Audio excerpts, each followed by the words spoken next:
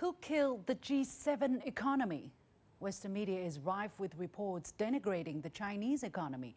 China can't shake deflation. China's economy is killed. Investing in China is risky.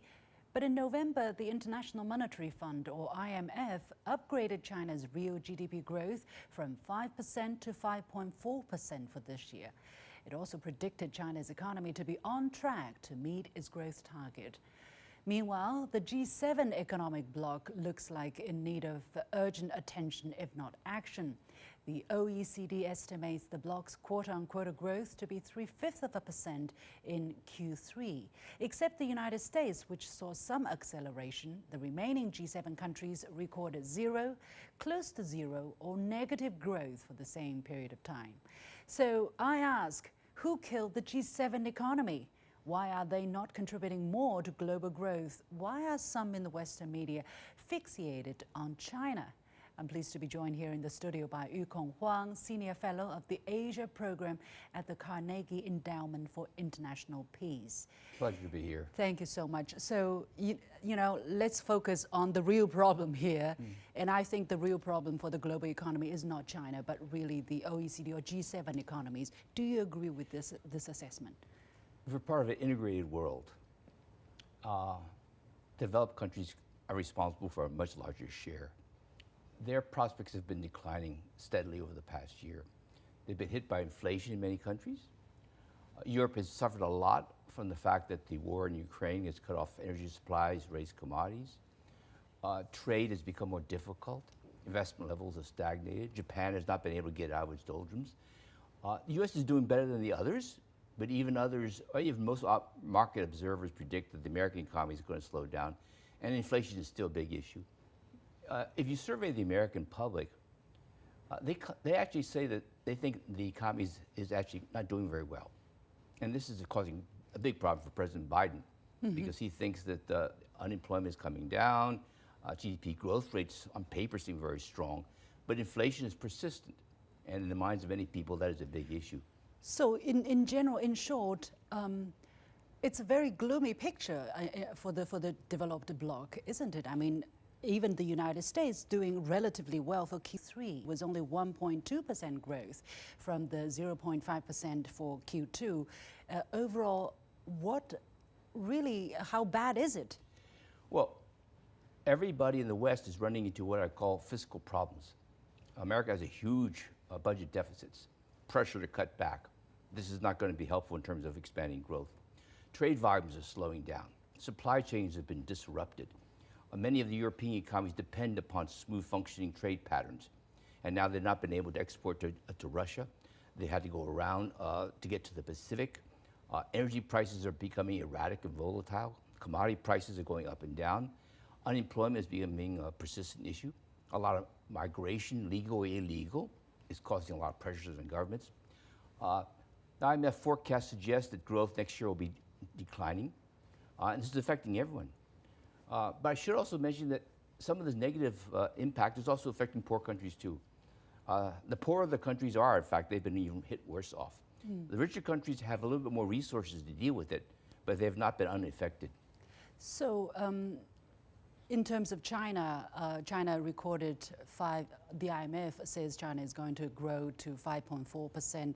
The original estimate was 5%. So would you say that China's economy, looking against the backdrop of what we just talked about, is actually trying its best and it's not too bad? Well, it's not too bad in the sense that, as you say, it's still significantly better than it was last year. But last year was a low base. The big issue is the future. And that's the same is true with the U.S., the same is true in China. Now, many people in the U.S. worry about a potential recession still. They still worry about inflationary pressures. In China, the question is growth going to return to something like a sustainable 4 to 5%? If China could grow 4 to 5% on a sustainable financial basis for the next 5 to 10 years, that would be great. This is an upper middle income country, likely to become a rich country within the next decade. 5% growth regularly, without strong stimulus, is very successful. Well, just now you talked about last year being a low base for obvious reasons. The COVID restriction China suffered particularly hard.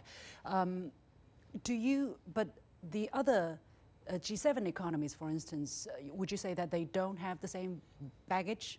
Well, they didn't have the same problem that China had in terms of the post-COVID recovery.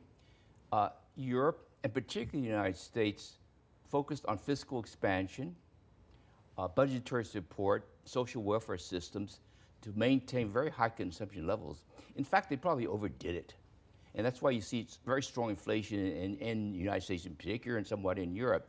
The budgetary support, feeding income transfers to the general population led to a huge surge in consumption. China did not feed a lot of support to the general population. China was somewhat fortunate, actually. It was able during the pandemic and COVID period to boost up exports of manufactured goods. And there was a huge demand for this in the West. They didn't, in some ways, have to actually support general employment levels through fiscal expansion. But nevertheless, there is what I call a need or concern about whether or not the general population in China not getting this budgetary support, their consumption levels have not surged as much as it has in the West. So you have a funny kind of a situation. Yes, consumption surged, but you also have these inflationary pressures and questions of whether this is financially sustainable. There's tremendous pressure in the US, for example, to cut the budget. You don't have this kind of surge in consumption here, but there's also concern about what will drive growth in China in the future, because consumption has not rebounded as much as people had hoped for. We seem to see conflicting things. On the one hand, their economy is staggering. I'm talking about the G7 economy. On the other hand, they're complaining about cheap products from China. They want to, more protective measures, for instance, against electronic vehicles coming from China. Are they barking at the wrong tree? Well, the trouble with the trade patterns is that such a sudden change. If you look at the inflow of electric vehicles coming from China to Europe, the rise is very, very large, very, very quickly. Right. It's hard for the European market to digest it. The same thing was true with solar panels, wind turbine engines 5, 6, 7, 8 years ago. All of a sudden, China became very efficient, and markets were in the West, and the surge was very, very quick. So it's what's called the speed of the change that was really a problem. It has to be so kind of moderated a bit. So I think there should be more of a discussion between EU and China about the inflow of electric vehicles and the batteries. But Europe needs these batteries. America needs these batteries. America is restricting it a lot. They won't allow Chinese battery makers to establish plants. They're reluctant to let any Chinese electric vehicles come in. Yeah. So that's like stopping the future from coming. Absolutely. You lose the technology and prices rise. And then you have this inflationary pressure in the United States because of this. Prices in the United States have increased by, let's say, 40 to 50% during the pandemic years. Yeah.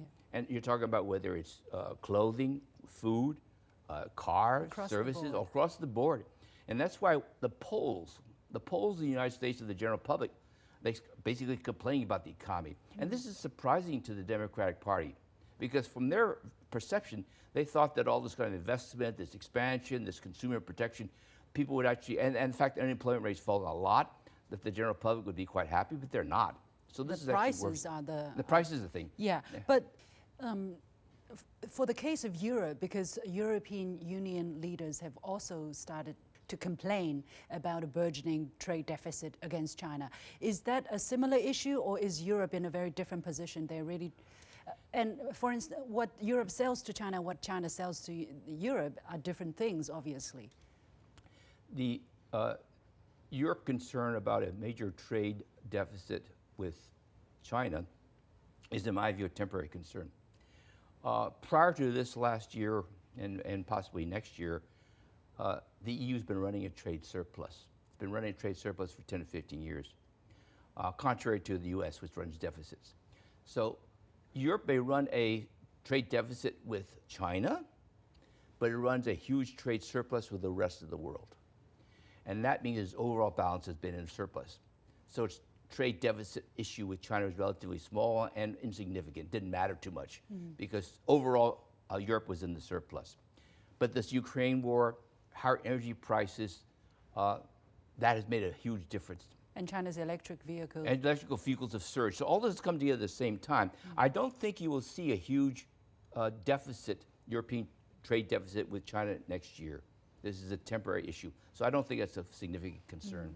But what does that have a direct impact on the economic outlook of the EU bloc or the G7 economies? Well, the EU bloc has a general problem in my view.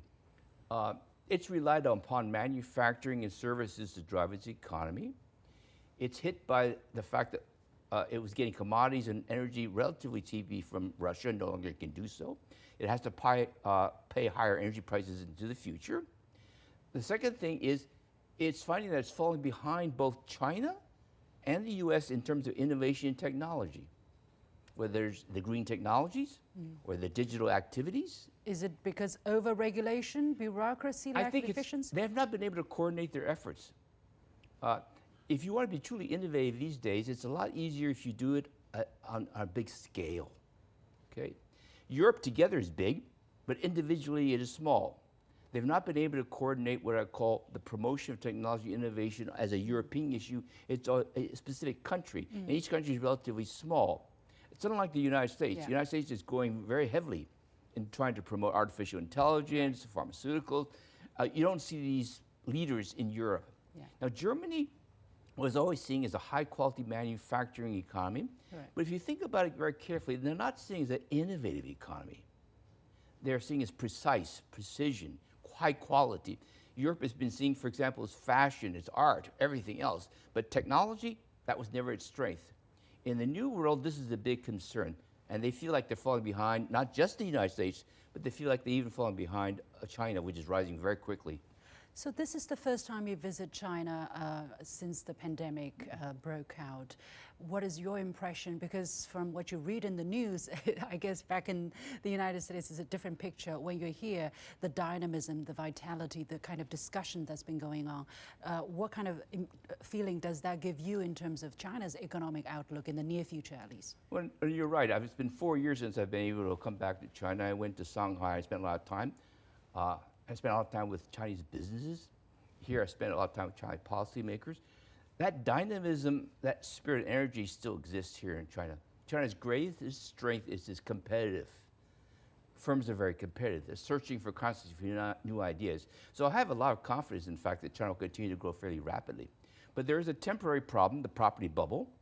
And the property bubble is going to be serious because it accounts for a large share of growth. The fact that OECD and Europe, United States, growth will slow down creates a problem for China because they may not buy as many Chinese products. So China faces a concern that they may not be able to export as much. So the property market is a problem. Exports may not be as dynamic. So then the big issue is how can China drive growth? And the answer is there's still a lot of things that China can do.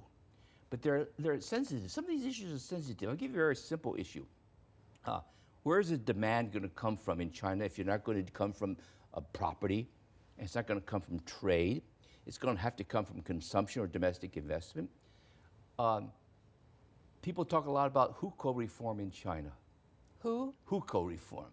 Migrant workers do not have full residency rights in major cities. So major cities in China, about 40% of the population don't have hukou, or they don't right to local services. So people talk about this as a social issue, but it's a major economic issue. Because migrant workers, they save at a rate of 40% higher than normal Chinese. If they had full residency rights, for example, and they consumed like other Chinese households, consumption in China would increase by 30%. That would increase China's growth rate by a full percentage point, just by itself, and had no cost. So there are lots of these kinds of things that China can do in the future. And that could maintain adequate demand.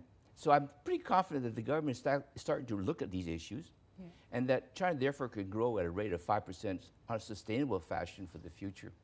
Hopefully.